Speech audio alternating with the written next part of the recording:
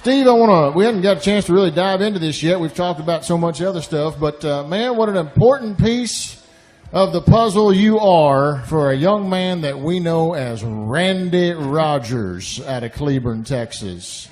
Well, and there's a lot of folks that have no idea about this, and you really don't do a whole lot to share this with a lot of folks. So I appreciate you kind of pulling the curtain back a little bit on this. This is a great story.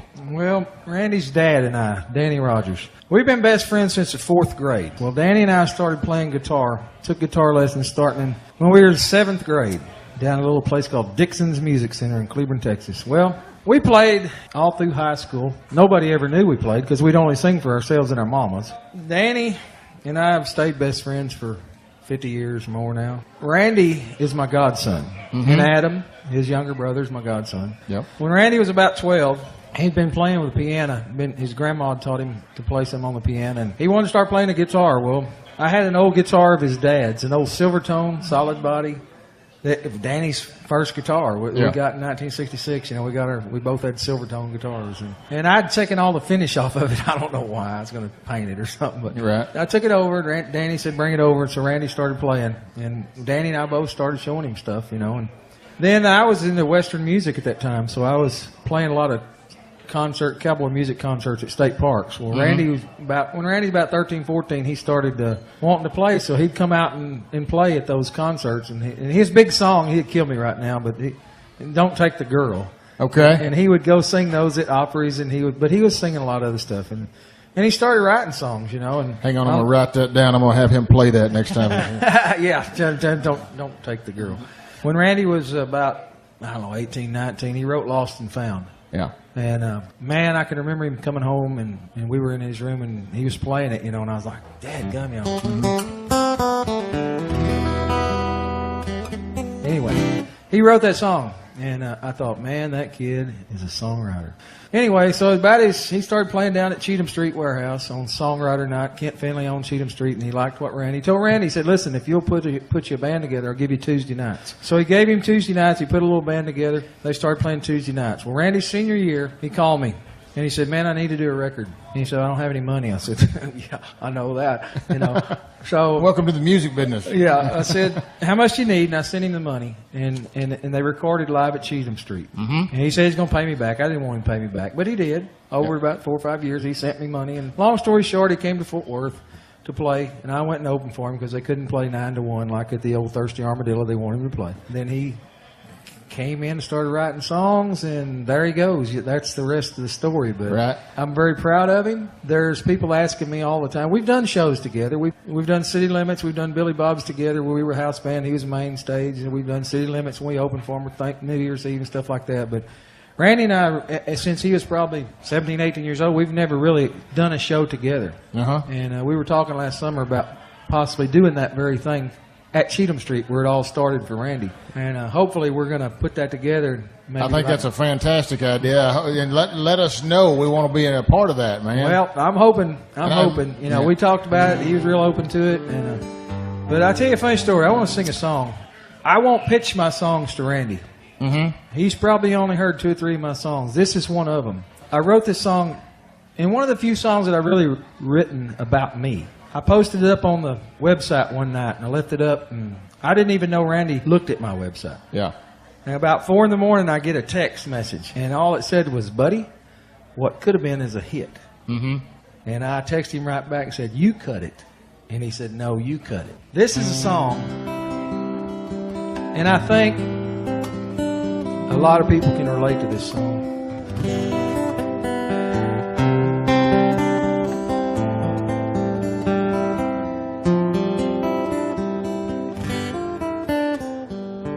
Another day is come and gone. I'm still here, you're still gone. Another night is rolling in, and I keep thinking about what could have been if I had only done things right. If I had only seen the light. If I could do it all again. That's what could have been.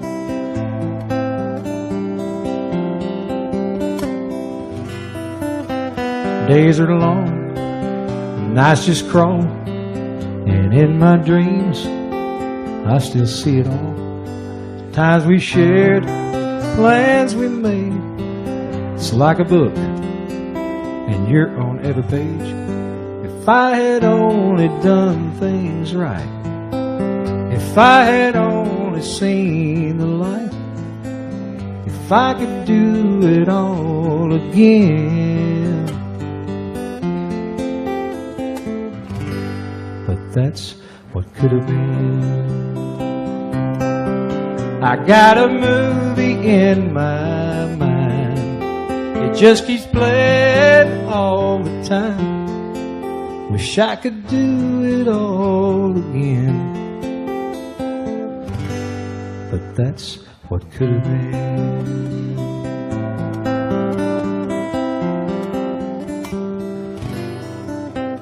If I had only done things right, if I had only seen the light, if I could do it all again, if I could do it all again, you know I'd do it all again.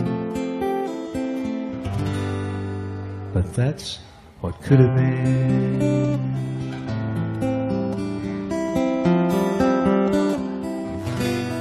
Yeah, that's what could have been.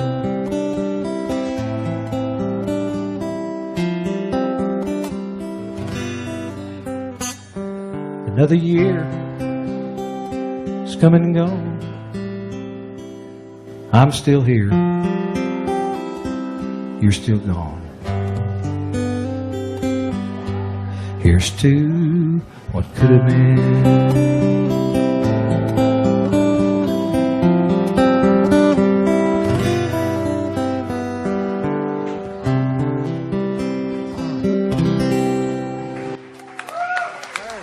Buddy, that is fantastic. Wow. Thank you. Steve, that's great. That's a tough song for me to sing. I can imagine, man. That's a tough song to listen to. That's Steve Schick right there on the Texas Red Dirt Road Show, everybody. Thank you. Golly. But that, you know what? That's what you boys and girls are so good about. Is about, writing those songs and they're personal and you write them for yourselves and they drill down on you. But immediately you can tell how much they just relate to an audience and not necessarily an audience, but to people, man. And we've got you guys and girls to thank for that because as much as you're playing that movie in your mind, we're all playing a different movie in our minds, but it all kind of funnels down to the same thing. Well, thank you for doing things like that, man. Hey, fantastic. I'm blessed. I just thank God.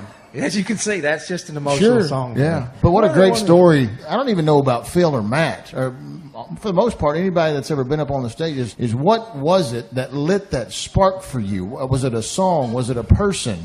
Was it somebody that leaned in on you, that gave you the confidence to get out on that stage? And as wildly successful as Randy Rogers and that entire band is for 20-some-odd years now, Steve, it all comes back down to you and Danny leaning in on him and probably showing him some things and giving him the confidence to do that. I get a lot of people that talk to me about Randy and they'll say, man, we hear you and then we hear him and it's like so many similarities. And I said, well, they think that it's my influence on him. And there is some of my influence on him, particularly guitar style. Now, Randy, one of the biggest compliments Randy ever paid me was in his press release of his first record, live at Cheatham Street. My Amos record label was on it because I told him I'd pay for it, but he had to put my Amos record label on it. There's some negotiating to do, certainly. And in that press release, he told me, he said, I learned lessons from Steve, and it's not about the lights, it's not about the tour, and it's not about the money, it's about the song. Yeah. It's about what the song says.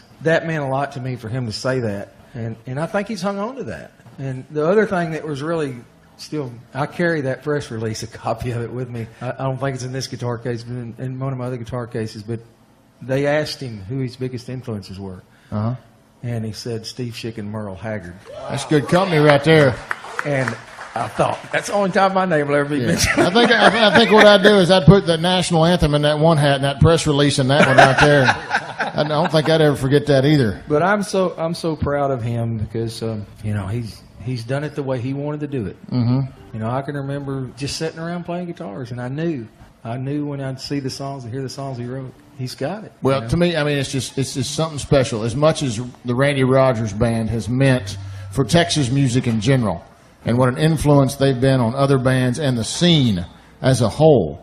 When you take a look back at it 20 years ago, to know that we're sitting here tonight with the guy that did that for him, that's special for me, man. Randy did it himself. I know he did, but you helped light that spark, man. So, well, Steve, it's an honor. Hey, Steve Schick, everybody, right there on the Texas Red Dirt Roads radio show.